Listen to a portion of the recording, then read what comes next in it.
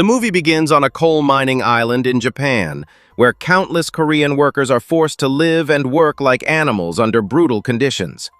The cruelty of this place is immediately shown when a young child is crushed to death under a rock. As his lifeless body is returned to his family, grief spreads among the workers, reminding everyone of the harsh reality they are trapped in. Among them, there is a Korean man whom everyone respects as their leader. Understanding the urgency of their situation, he secretly calls 3 young children and gives them a dangerous mission. He tells them to escape the island that very night and somehow reach Korea so they can reveal the truth about the suffering happening here. One of his trusted men guides the children, and they attempt to flee under the cover of darkness. But their escape fails. One of the children is caught, and without hesitation, the guards shoot him dead. The other 2 manage to reach the sea, but even they cannot escape. A passing ship captures them, crushing their final hope of freedom. The story then shifts to Korea, where a man named Lee is seen performing with his rock band at a lively party alongside his young daughter. After the performance, Lee meets his friend, a detective. Lee shares his plan to travel to Japan with his band, and he gives money to his friend, trusting him to arrange everything. The detective agrees, giving Lee false hope. Soon after, Lee boards a ship with his daughter and band members, along with many other people who believe they are heading toward a better opportunity. However, things take a dark turn when the ship stops at an unfamiliar location. Lee discovers letters scattered on the ground, all belonging to his friend. In that moment, he realizes the truth. He has been betrayed. Not just him, but everyone on that ship has been deceived.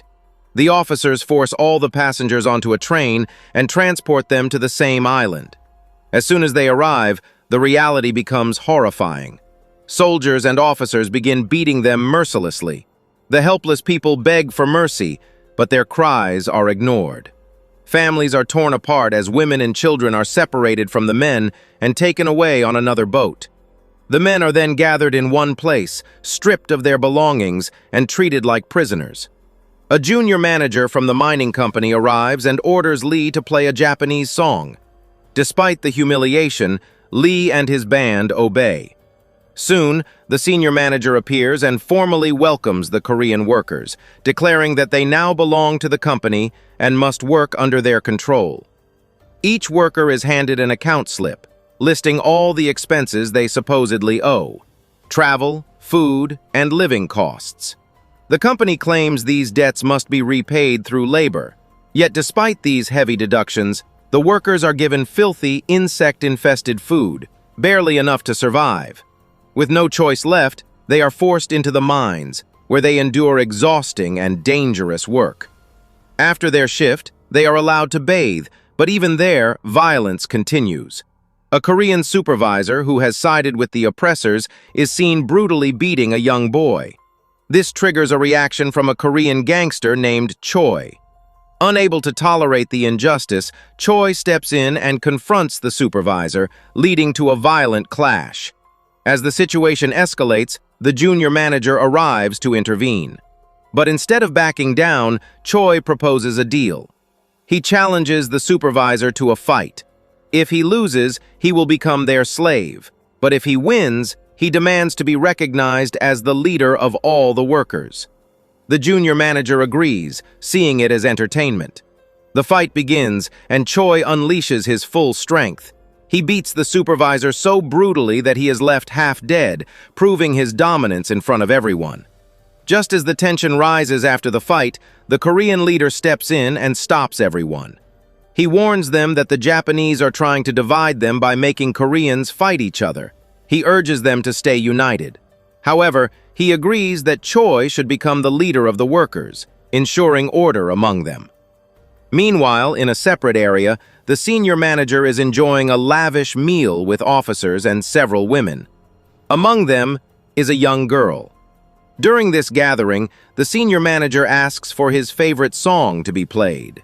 Hearing this, Lee's daughter speaks up, saying that she is the one who sang that song and that the music was composed by her father. Since the senior manager cannot understand her language, a Korean girl translates her words. Impressed, The senior manager becomes pleased and immediately calls for Lee and his entire band group. When Lee arrives, he is overjoyed to see his daughter again, even in such a terrible place. At the same time, far away at a Korean army base, an officer is given a secret mission. He is shown a picture of the Korean leader trapped on the island and is ordered to rescue him. The army believes he is the only one who can unite the workers there. The officer accepts the mission and decides to infiltrate the island by disguising himself as a worker. Back on the island, the senior manager organizes a grand party, inviting all the officials of the mining company.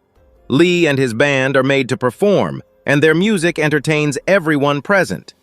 While the officers celebrate, the workers, including Choi, continue their hard labor inside mine number 2.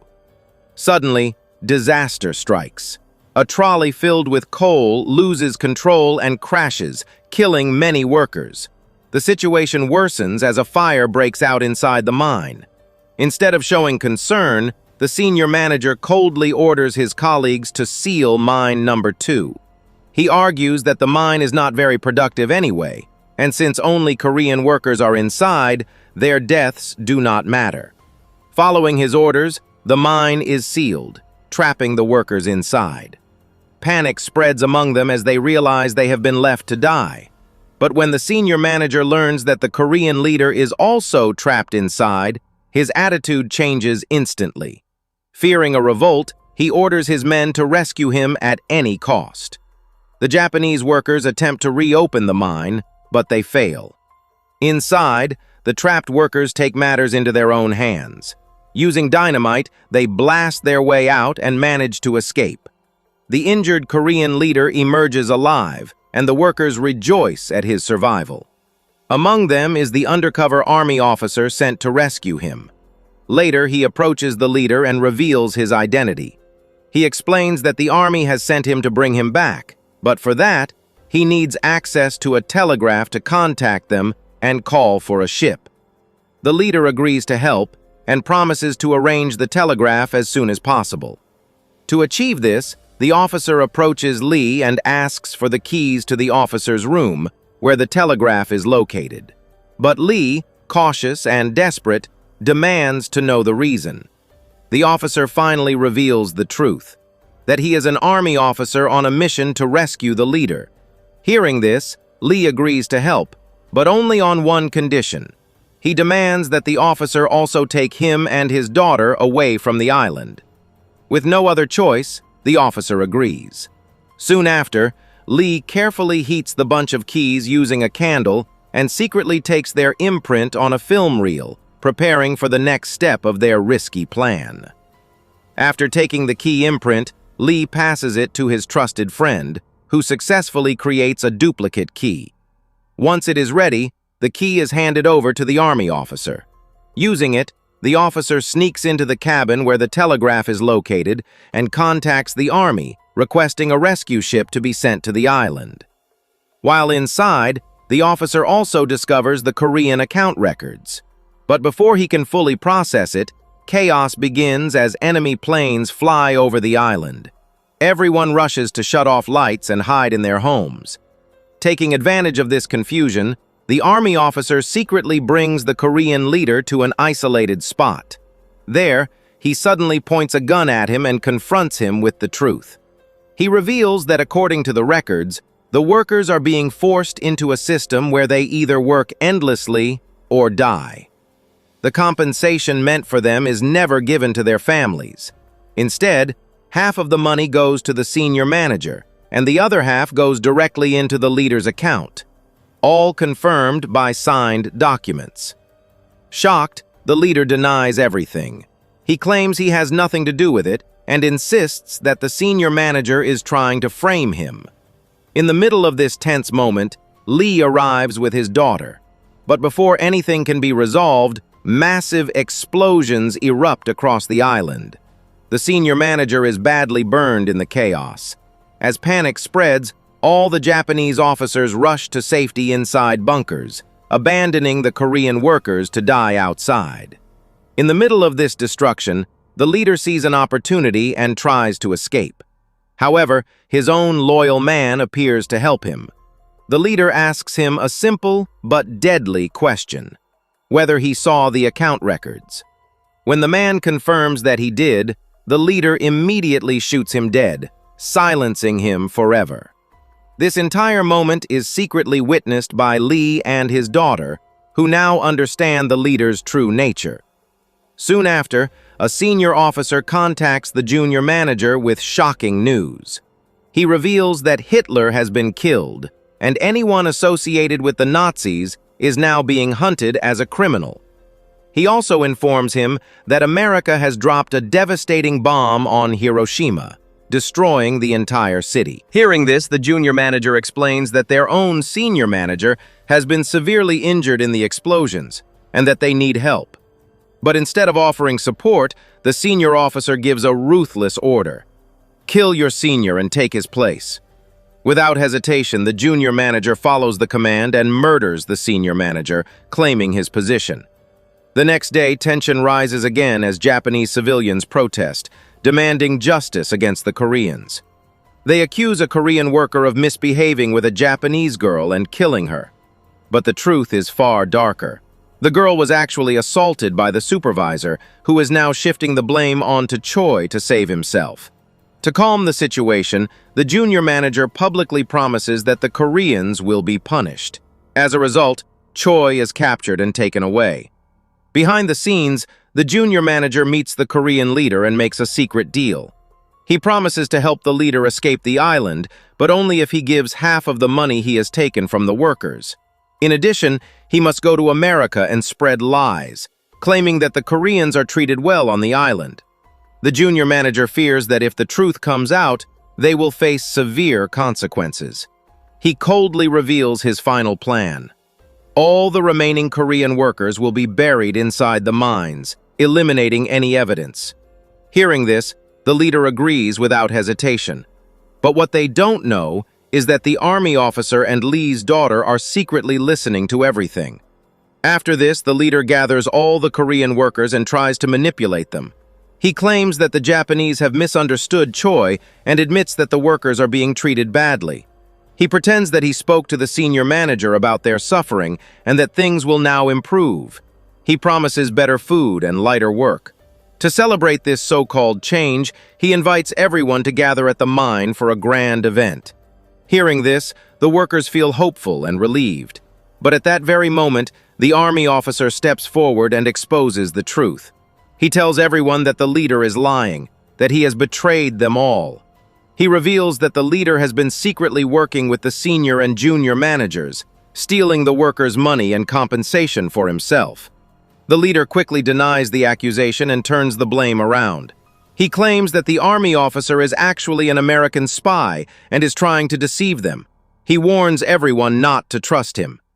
Just then, Lee steps forward and shows the account records as proof. Lee's daughter also speaks up, confirming everything. She reveals that she personally witnessed the leader kill his own loyal man to hide the truth. Now the workers finally understand everything. Their anger turns against the leader. Without wasting time, the army officer shoots and kills him, ending his betrayal. After this, the workers free Choi, bringing him back to their side. The army officer then reveals their escape plan. He tells everyone that they will use a coal ship to leave the island. The workers agree and begin preparing themselves. Some of them start making weapons, knowing they may have to fight their way out. Soon, the army officer and a group of men move first and take control of the coal ship. The rest of the workers begin heading toward the wooden bridge that connects to the ship. Along the way, they encounter Japanese soldiers.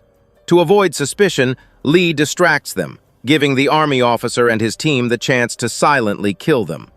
One by one, the workers begin crossing the bridge and entering the ship. Meanwhile, other Koreans lock the Japanese inside houses and set them on fire, creating chaos across the island. During this, they also spot the junior manager. As more soldiers approach, the army officer quickly eliminates them.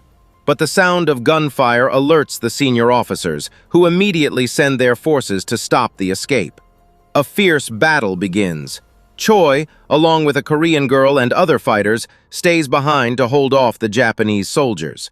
At the same time, disaster strikes again. The rope being used by the workers to descend suddenly snaps, causing many to fall and die. The remaining workers rush onto the bridge, but the weight becomes too much. The bridge collapses, leaving half of the people stranded on the island while the others make it onto the ship.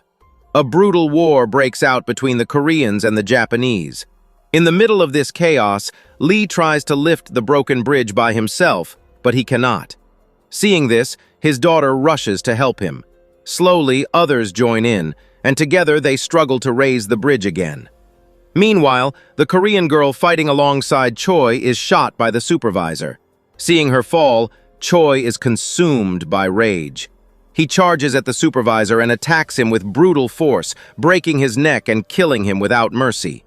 But as he turns back toward the girl, he is shot as well. Despite his injuries, Choi somehow manages to reach her. In their final moments, the two of them lie together and die side by side. Elsewhere, Lee and his daughter try to move forward through the chaos. Suddenly, the junior manager appears and shoots Lee. Even while wounded, Lee fires back and shoots him in return. But as Lee's daughter runs toward her father in panic, the junior manager grabs her and takes her hostage. Seeing Lee's daughter being held hostage, the army officer quickly throws a stone at the junior manager, distracting him and forcing him to loosen his grip. In that brief moment, Lee's daughter breaks free, but the junior, in anger, shoots Lee again. Enraged and heartbroken, she immediately takes a bottle bomb and smashes it onto him. Within seconds, the junior manager is engulfed in flames. As he burns, the army officer steps forward and finishes him by slitting his throat. Then he turns to the remaining Japanese soldiers and declares that the senior manager, the junior manager, and the supervisor are all dead. He tells them the fight is over and that they are leaving the island. Hearing this, the Japanese soldiers finally stop fighting. Meanwhile, the remaining Korean workers rush across the broken bridge and board the ship. But Lee is badly injured and cannot survive much longer. In his final moments, he looks at the army officer and makes one last request: to take care of his daughter after he is gone. With those words, Lee takes his last breath. His daughter breaks down instantly, unable to hold back her grief as she loses her father in front of her eyes. As everyone stands there in silence, something shocking happens in the distance. A massive explosion lights up the sky, the result of the atomic bomb dropped on Nagasaki by America. The sight leaves everyone stunned and speechless. In the end, the story closes with Lee's daughter carrying both the pain of loss and the hope of freedom as the survivors finally leave behind the horrors of the island.